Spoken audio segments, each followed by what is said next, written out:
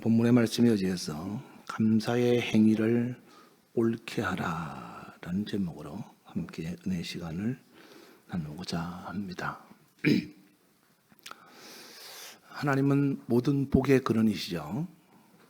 그리고 모든 것을 다 가지고 필요한 것이 없으신 분이십니다. 그런 하나님께서 우리에게 가지고 계신 것을 우리가 원하는 대로 주시기를 원하십니다. 그리고 하나님께서 주신 것은 우리가 그 받은 것에 대한 사랑을 얼마나 알고 있는가를 알고 싶어서 하나님께서 항상 우리에게 물어보십니다. 내가 너에게 베푼 은혜를 너희는 얼마나 알고 있느냐? 하나님이 택하신 이스라엘 백성들이 애굽에서 430년 종살이를 하고 하나님의 은혜 속에서 그 종살이에서 자유를 얻어서 드디어 약속의 땅 애굽으로 향하게 되었을 때 출애굽기 12장 14절에 보시면 하나님께서 말씀하시기를 너희는 내가 너희를 애굽에서 종되었던 삶을 청산하고 너희를 자유를 준 것을 잊어버리지 말고 평생에 하나님 앞에 감사의 절기를 만들어서 영원한 규례로 대대로 지키라고 말씀하셨습니다. 그리고 광야 40년 세월 동안 그들은 하나님의 은혜를 잊어버리게 되죠.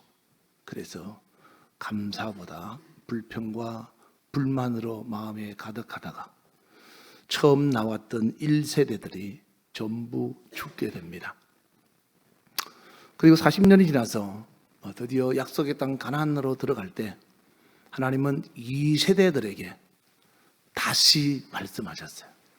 다시 신 명령할 명 기록할 기 다시 명령하신 신명기를 통해서 신명기 8장 12절에 보시면 너희가 그 가나안 땅에 들어가거든 먹어서 배부르고 아름다운 집을 짓고 멋지게 살게 되며 또 13절에 소떼와 양떼가 늘어나고 너의 금과 은이 너희 통장에 돈이 늘어날 때 너의 소유가 다 풍부하게 될 때 14절 다 같이 읽어볼까요? 시작.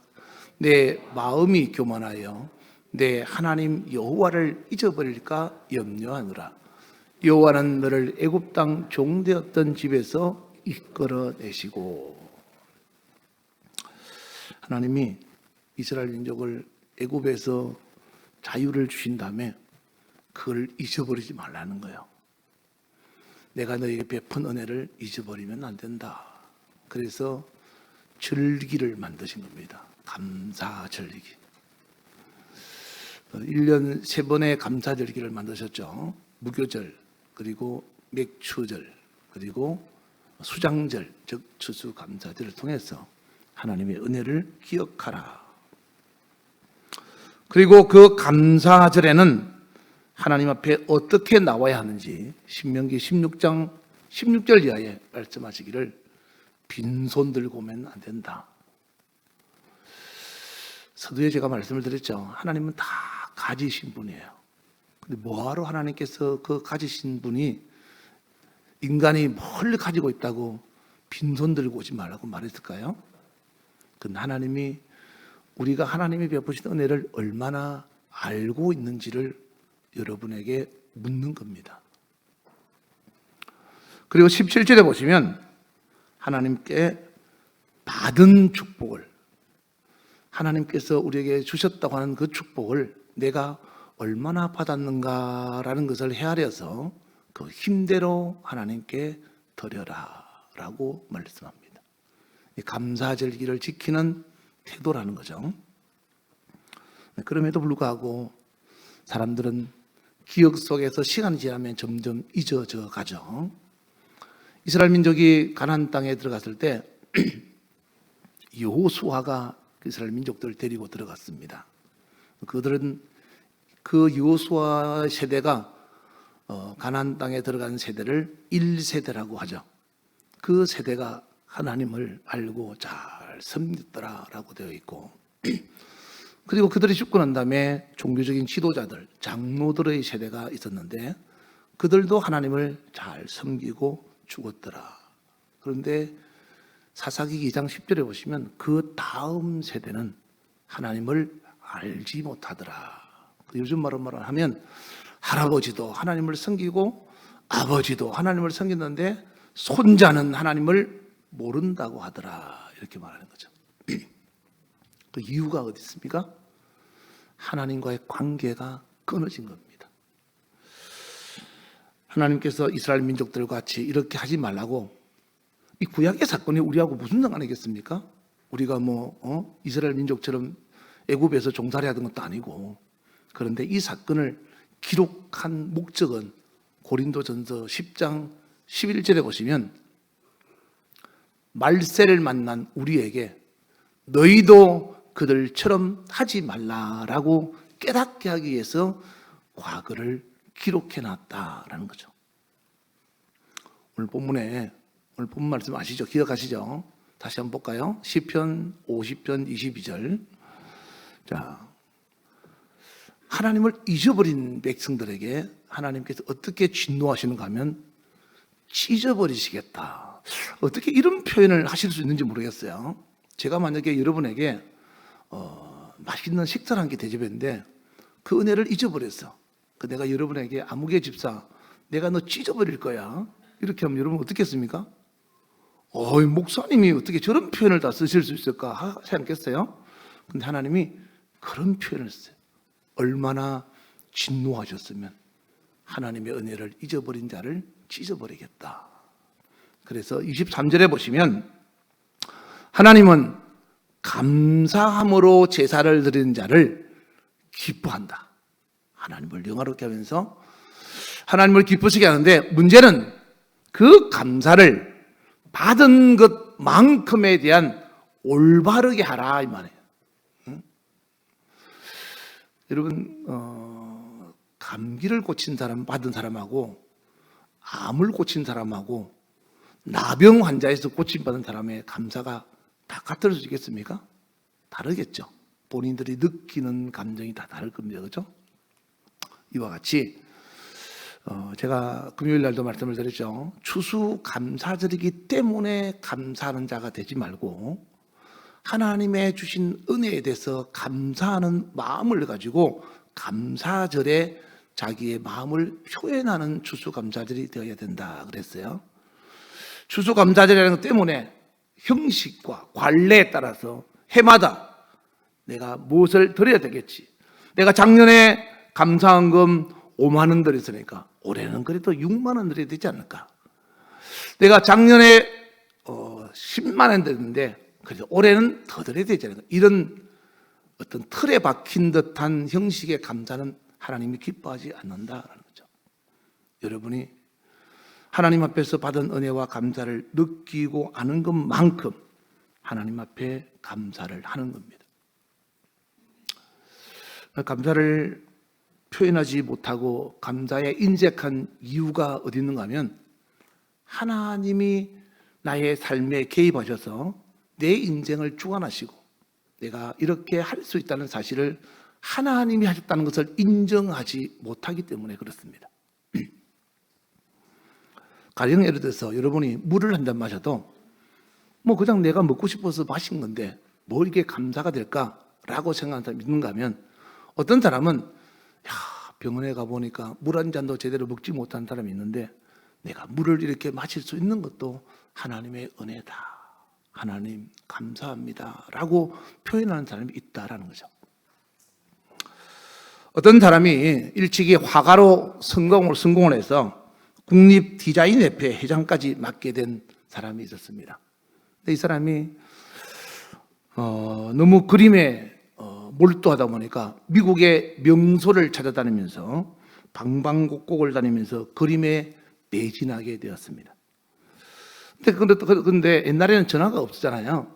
그래서 아내가 위독하다는 소식을 전혀 모르고 있다가 뒤늦게 그 사실을 알고 집으로 달려갔으나 이미 아내는 죽고 장례식까지 치른 상태였다라고 합니다.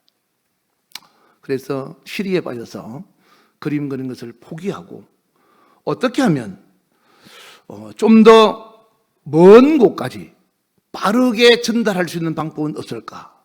그것을 몰두하고 연구했다고 합니다. 그러다가 드디어 발명한 발명품이 있는데 그것이 뭔가 하면 바로 모서 전신기라고 합니다. 들어보셨습니까? 모서 전신기. 모서 전신기는 지금의 전화의 모체입니다. 이 모서 전신기는 지금도 세계의 통신 수단에 가장 큰 영향을 미친 놀라운 발견이라고 사람들에게 큰 영향을 끼쳤던 그런 작품입니다. 그가 누군가 하면 바로 모서 전신기를 발명한 셰뮤얼 무스라는 사람입니다. 이 셰뮤얼 무스라는 사람은 모서 전신기를 발견하고 훌륭한 화가이자 훌륭한 발명가이면서 무엇보다도 독실한 크리스찬이었습니다. 그런데 그가 이렇게 훌륭한 작품을 발명하고도 어디에 가서 자기를 자랑하거나 어느 곳에서도 자기를 높이는 일은 없었다고 합니다. 그래서 그 이유를 사람들이 물었답니다.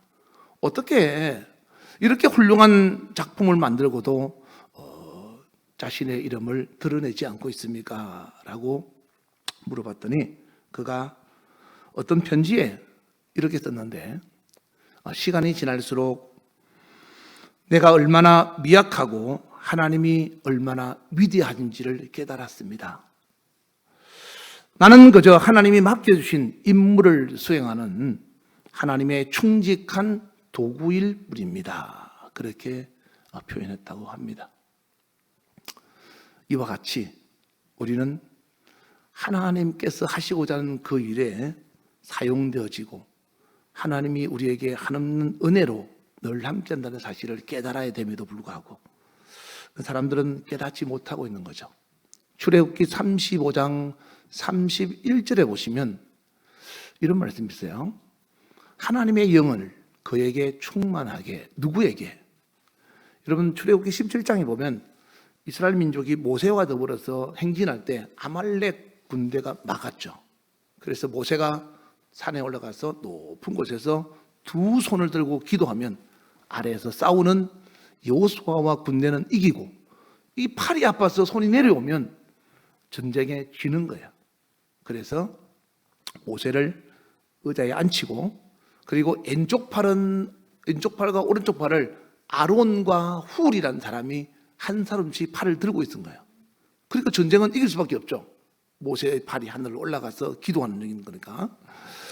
근데 그때 잡아줬던 훌의 손자 브살렛, 그러니까 할아버지가 그 일을 함으로 말미암아 손자에게 하나님께서 하나님의 영을 누구에게? 브살렛에게 부어주어서 충만하게 하여 지혜와 총명과 지식으로 여러 가지 일을 하게 하시되, 이렇게 썼어요.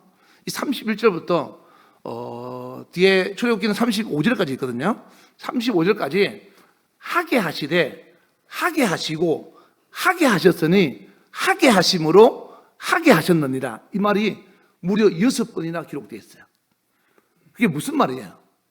내가 한 거는 아무것도 없고 하나님께서 하게 하셔서 하나님이 나를 통하여 하나님의 계획 속에 내가 사용되어졌다라는 것을 말하고 있는 거예요. 우리 모두가 다 같이 이렇게 나의 삶의 모든 것이 하나님의 은혜로 말미암아 하나님이 하셔서 내가 이렇게 하게 되었습니다 라고 하나님께 영광을 돌린다면 하나님께 감사하지 않을 수 없다라는 거죠.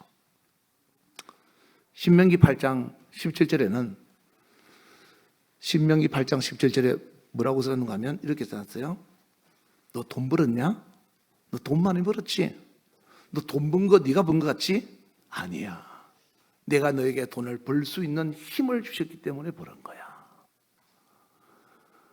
사람들은 내가 한 달 동안 열심히 일했으니까 월급 받으면 내가 잘했어 그런 줄 압니다. 근데 성경은 그렇지 않고 그것도 하나님이 하게 하셔서 하게 하심으로 벌게 되었다라는 거죠. 전에 제가 어떤 사람이 중풍을 맞아서 기도해달라고 그 집에 갔더니 그 사람만 환자가 아니고 그 사람 아들이 40살인데 그 사람 아들도 환자더라고요. 그래서 어떻게 해서 이렇게 아들까지 이렇게 중풍을 맞았습니까? 라고 하니까 이 아들은 중풍을 맞은 게 아니고 눈이 왔을 때 경사지가 이렇게 있는데 그 경사지에서 미끄러져서 쭉 내려오면서 아래에 있는 전봇대를 들여받은 거예요, 머리를. 그래서 이 마비가 된 거예요, 몸이. 그래가 참 우리가 길을 걸어가도 아무 일 없고 눈이 와도 사고 나지 않고 다니는 그것도 하나님의 은혜구나. 여러분, 작은 것도 하나님께서 하셨다고 인정하는 사람과 아니야 그냥 내가 잘했어 했다고 인정하는 그 생각하는 사람하고는 이건 엄청난 차이입니다. 제가 어릴 때 대학을 가서 이제 생활이 어려워서 자취 생활을 했죠. 전에도 제가 말씀드렸을 겁니다. 자취를 하다 보니까 일주일 되면 시골에 가서 어머니에게 엄마 나에게 김치도 좀 담아주시고 그리고 용돈이 좀 필요합니다. 버스비가 필요하니까 등록금은 제가 물론 하나님의 은혜로 정말 장학생으로서 이렇게 면제를 받았지만 생활비는 들잖아요. 그래서 생활비가 드니까 좀 주세요 했더니 어머니가 없다는 거예요, 돈이. 그래서 내가 아니 없다고 안 주면 어떻게 하냐고, 내가 가서 공부를 해야 되는데. 응? 그랬더니 어머니가 따라오라고 하더라고요. 따라서 갔더니만 어느 금방에 가더니 유일하게 차고 있던 목걸이 하나를 딱 풀어가지고 주시면서 그걸 팔아가지고 이것이 마지막이다 그러면서 저한테 돈을 주시더라고요. 그때는 제가 철이 없어가지고 고맙습니다 하고 그냥 올라가 버렸어요. 근데 이제 세월이 지나서 내가 우리 어머니 나이가 되니까 그때 왜 그랬는지를 알겠는 거야. 철이 들었다는 것이 이런 거구나. 철들자 부모님은 안 계신다고 하더니 철든 것이 이런 거구나. 이거를 우리가 하나님 앞에서 우리의 모습을 한번 살펴봅시다. 우리는 하나님 앞에 내가 필요한 것을 구하는 거예요. 안 주면 떼를 쓰는 거죠. 불평하고 불만하고 원망하고. 하나님 앞에서 때로는 하나님이 어디 계시냐고 따지기도 하고. 그런데 신앙생활도 여러분이 성숙하면, 하나님 앞에서 자라가면 하나님이 이런 마음이시겠구나, 하나님 마음을 헤아리게 되는 거예요. 여러분이 감사절이 바로 그런 겁니다. 내가 그동안 하나님의 은혜를 알지 못하고 내가 필요한 것만 구하고 내가 얻고자 하는 것만 내가 추구했는데 내가 하나님의 마음이 어떠한지를 헤아릴 수 있는 시간, 바로 그것이 추수감사절, 맥추감사절, 부활절, 성탄감사절. 감사절이라는 것은 바로 하나님과의 관계가, 끊어졌던 나와의 관계가 회복되어지는 시간이다라는 거죠. 하나님이 이렇게 우리에게 감사를 표현하라는 것은 하나님께서 우리에게 필요한 것이 있어서 달라는 것이 아니고 내가 하나님을 얼마나 알고 있고 하나님과 가까이 있는가를 하나님이 확인하고 싶은 거예요. 우리가 살아가면서 하나님이 내게 줬다는 사실을 알지 못하면 우리는 늘 불평과 불만할 수밖에 없습니다. 어느 시각장애인이 선교사를 만나서 개안 수술을 받아서 눈을 뜨게 됐습니다. 그런데 눈을 뜨고 너무 좋아가지고 기뻐서 집으로 돌아갔는데 며칠 있다가 선교사를 찾아와서 막무가내로 화를 내면서 따지고 욕을 하는 거예요. 그래서 왜 그러냐고 물어봤더니 내가 시각장애인일 때는 앉아만 있어도 사람들이 지나가면서 적선하고 돈을 줬는데 이제 눈을 떴다고 돈을 안 줍니다. 나 뭐 먹고 살아요? 당신이 책임지시오. 그러면서 선교사한테 따지더랍니다. 그래서 선교사가 이제 눈을 떴으니까 새로운 방법으로 새롭게 살아가면 좋겠습니다 라고 설득을 했음에도 불구하고 설득을 당하지 않는 거예요. 왜? 과거에 했던 그 습관이 익숙해서 그게 몸에 젖어버린 거예요. 그래서 눈을 떠도 눈을 감고 있는 소경처럼 사는 거예요. 제가 아침에 기도하면서 지난주 제가 실핏줄 터져가지고 눈에 피멍이 들었잖아요. 아침에 거울을 보면서 이번에는 좀 오래 가네. 내 평생 실핏줄도 안 터졌는데 이렇게 터져서 이렇게 눈이 이렇게 오래 가네 생각이 들었어요. 근데 이제 생각해 보니까 전 이제 딴에서 무덤을 아침마다 이렇게 기도할 때 보면 저녁에도 마찬가지지만 제 자신을 위해서 기도한 적이 거의 없는, 제가 한 번도 안 했다 그러면 거짓말이 되어줄 거니까 제 기억으로는 제 자신을 위해서 기도해 본 적이 거의 없는 것 같아요. 그냥 기도하면 교회를 위해서, 그리고 여러분의 일을 위해서 한 사람 한 사람 이름 부르면서 기도하고 그렇게 했는데 내 자신을 위해서는 언제 기도했지라고 할 정도로 기억이 잘 안 날 정도로 기억이. 근데 이번에 눈이 터지면서 제가 내가 이제 나이가 들었나? 나 자신을 위해서도 기도해야 될 때가 됐나 보다 생각이 드는 거예요. 그래서 내가 하나님, 제가 제 자신이 건강에 자신이 있다고, 전도 군대 생활을 오래 하면서 운동도 하고 해가지고 건강에는 자신 있다고 했는데 이제는 이게 날 가져가는 흙이라서 이제는 시들어 가는군요. 제가 자부했던 것을 용서해 주세요 하고, 이게 내 자신에 대한 건강에 대한 것도 회개가 되는 거예요. 그래서 하나님 앞에 그렇게 회개하면서, 하나님, 이 실핏줄 터져서 이렇게도 함에도 불구하고 감사한 것은, 그럼에도 여러분은 제가 볼 때, 여러분은 저를 볼 때는 실핏줄 터져서 보면 목사님 눈이 빨갛네? 어제 어디 가니까 어떤 목사님이 그러더라고요. 목사님 눈이 왜 그러세요? 그러니까 많이 피곤하신가 보다. 내가 오죽했으면 안과를 갔으니까 안과 의사가 이거 대책 없어요, 목사님 그냥 가만히 시간 지나면 됩니다, 약도 없고요, 그냥 가만히 있으면 그러더라고. 그래서 내가 참 이거 신기한 것 다 있다. 그냥 내 생활에 그냥 피를 싹 닦아내거나 이렇게 하면 될 텐데, 내가 오죽했으면 호수를 가지고 물을 쭉 쏴봤어요. 이게 빠지는 거 싶었어. 그것도 안 되더라고. 오히려 눈만 아프지. 그래서 내가 그래도 감사한 것은 여러분이 볼 때가 불편한 거지, 제가 여러분을 볼 때는 아무 불편하지 않습니다. 그래서 제가 여러분한테 이야기했죠. 여러분이 제가 보기가 불편하면 눈을 감으시라고. 그리고 나를 보다가 목사님이 오면 고개를 돌리고 말하라고. 그래서 제가 선글라스를 끼고 설교를 할까 하다가 선글라스를 하나 갖고 왔어요. 근데 이건 아닌 것 같다 싶어서 내가 선글라스 끼고 나오면 어디 약을 팔러 온 사람인가 생각할 것 같았어. 뭐 구약과 신약은 맞지만은. 그런데 그 와중에도 내 눈이 아무렇지도 않고 잘 보인다는 것이 너무 감사한 거예요. 그래서 내가 생각했어요. 이게 눈이 안 보이면, 제가 아침에 이제 토요일 날 여기서 이제 기도하고 자잖아요.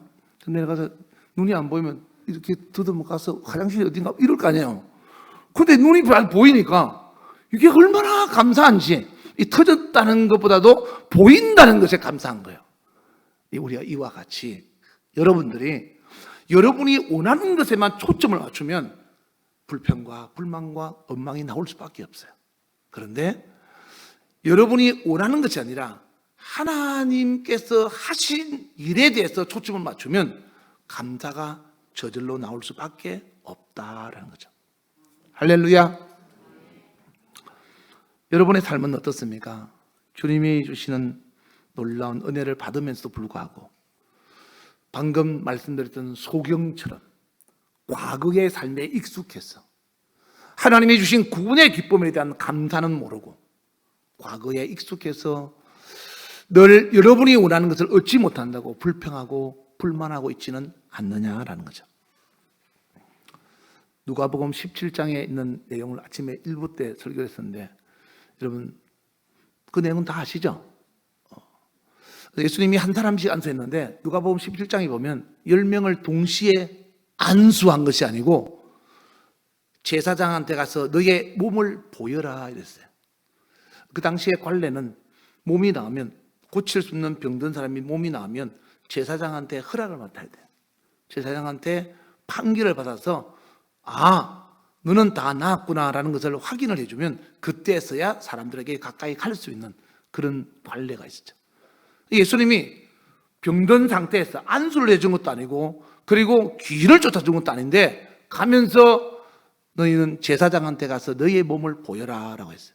그래서 그들은 제사장한테로 가는 도중에 병이 나았어요. 나았는데 9명은 그냥 가던 길로 가버리고 1명만 돌아와서 하나님께 감사했어요. 예수님 뭐라고 했죠? 그 9은 어디 갔느냐라고 했어요. 여러분, 혹시 여러분이 그 9명 중에 한 사람은 아닐까요? 하나님께서 여러분에게 한없는 은혜와 사랑을 지금까지 베풀고 주셨는데 과연 여러분은 그 돌아와서 감사했던 사마리아인처럼 하나님 앞에 얼마나 감사를 알고 하나님께 그 표현을 하느냐라는 거죠. 감사는 말로만 하는 것이 아니고 행위의 표현입니다. 역대하 32장 25절에 보시면 히스기야가 하나님의 은혜 가운데서 놀라운 축복을 받았죠. 히스기야는 아버지 아하스에 이어서 14대 남유다의 왕이었어요. 그래서 히스기야가 왕이 되고 난 다음에 아버지가 못했던 일을 하게 됐죠. 종교 개혁을 일으켰습니다. 성전을 정결하게 만들고 그리고 온 나라에 있는 우상을 제거하고 하나님의 율법을 지키도록 백성들에게 선포하고 그리고 10의 1조를 온 백성에게 꼭 바치도록 하라고 그리고 이스라엘 그 백성들에게 하나님을 분향하는 예배 즉 제사를 회복시켰어요. 그렇게 종교 개혁을 일으킨 거예요. 하나님이 히스기야에게 엄청난 복을 줬어요.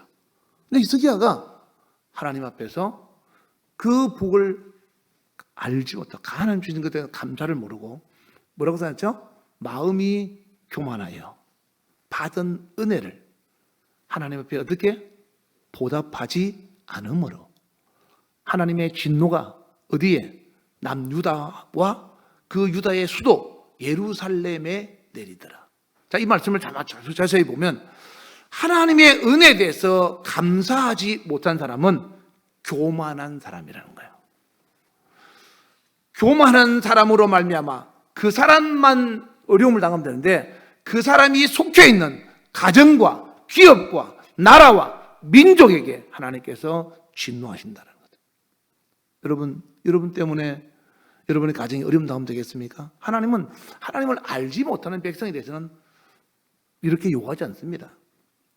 하나님께 선택받은 저와 여러분에게 하나님께서 요구하시는 것은 내가 너에게 준 것을 너는 얼마나 알고 있느냐 이 말이에요. 그러므로 하나님이 명령하신 이 추수 감사절에 여러분 자신만을 위해서 살던 삶을 잠시 멈추고 하나님께서 내게 올 한 해 동안 무엇을 하셨는지 그리고 내가 무엇을 받았는지를 잘 생각해보고 그 감사에 대한 사랑을 표현할 수 있기를 주의 이름으로 축원합니다. 근데 감사는 보통 받은 것에 대한 것에만 감사한다고 생각하죠. 근데 신명기 16장 17절에 보시면 이런 말씀이 있어요. 자, 보세요. 지금 17절은 받은 복에 대해서 감사라고 써놨어요. 그죠? 근데 그거 바로 앞에 15절에 볼까요? 15절에 보시면 내 하나님 여호와께서 택하신 곳에서 너는 1회 동안 7일 동안 하나님께 감사하라는 거예요. 내 하나님 여호와에게 앞에서 절기를 지키고 내 하나님 여호와 앞에께서 내 모든 소출과 내 손으로 행한 모든 일에 뭐라고 되어 있죠? 복 주실 거라는 것은 과거형이에요? 미래형이에요? 미래형이에요. 복 주실 것이니 너는 온전히 즐거워하며 감사해라. 그러니까 감사는 이런 거예요. 두 가지예요. 첫째, 하나님이 나에게 그동안 주신 것에 대한 느낀 것을 하나님께 표현하고, 둘째, 앞으로 하나님께서 내게 주실 것을 믿음으로 하나님께 드리는 거예요. 이해가시면 아멘 합시다. 그래서 감사는 받은 것만 내가 표현하는 것이 아니라 받을 것에 대한 축복을 미리 기대하면서 하나님께 드리는 것이다라는 거죠. 그러므로 오늘 여러분이 이 추수감사절을 여러분 인생에 앞으로 추수감사절이 몇 번 남은 것 같습니까? 저는 기도하면서 생각했습니다. 내 인생에 앞으로 추수감사절이 몇 번 남았을까? 그리고 성탄절이 몇 번 남았을까? 매 순간 절기마다 그때그때가 최선으로 하나님께서 주신 마지막 절기라고 생각하고 하나님께 내가 받은 은혜를 감사하고 그 기회를 놓쳐서 나중에 후회하는 사람이 되지 마자. 마리아처럼 옥합을 깨뜨려서 주님 앞에 자기의 모든 것을 다 바쳐서 그 감사를 표현했던 것처럼 하나님 앞에서 여러분에게 주어진 기회를 다음에 하죠. 목사님, 제가 다음에 하겠습니다. 어떤 사람이 목사님이 일 좀 하자 그러니까, 아유 목사님, 제가 사업이 바빠서 다음에 제가 이 사업 마치면 하겠습니다 라고 했다가 교통사고를 당해서 하반신을 쓸 수 없게 됐습니다. 그가 자기 아들에게 한 첫 번째 말이, 얘야, 너는 하나님께서 목사님을 통해서 하시고자 하는 일이 있거든 절대로 미루지 말고 바로 하거라. 그게 첫 번째 말이었다고 합니다. 다음에, 여러분은 다음이 있습니까? 여러분 내년 추수감사절이 있습니까? 여러분 인생에 누가 내년에 있다고 확실하게 장담할 수 있습니까? 아무도 장담 못합니다. 그러므로 하나님께서 여러분을 향한 어떤 사랑을 베풀고 있는가를 잘 생각해 보시고, 그리고 하나님께서 여러분에게 주실 축복을 기대하면서 오늘 이 시간도 기도하면서 하나님 앞에 내가 받은 은혜가 무엇인지 진심으로 감사를 표현할 수 있어서 하나님 앞에 후회 없는 추수감사절이 될 수 있기를 주의 이름으로 축원합니다. 할렐루야. 우리 주여 부르고 간절한 마음으로 기도하겠습니다. 주여, 지금은 우리 주 예수 그리스도의 은혜와 하나님 아버지의 놀랍고도 지극하신 사랑과 성령님의 교통 역사 충만하심이 오늘 추수감사절을 맞이하여 범사에 하나님의 은혜에 감사하며 주님 앞에 더욱더 가까이 나아가 천국 가는 그날까지 믿음의 길에서 멀어지지 않으려고 마음에 결심하고 다짐하고 돌아가는 모든 자들 머리 위에 이제로부터 영원토록 주 예수의 평강과 축복이 함께 있을지어다.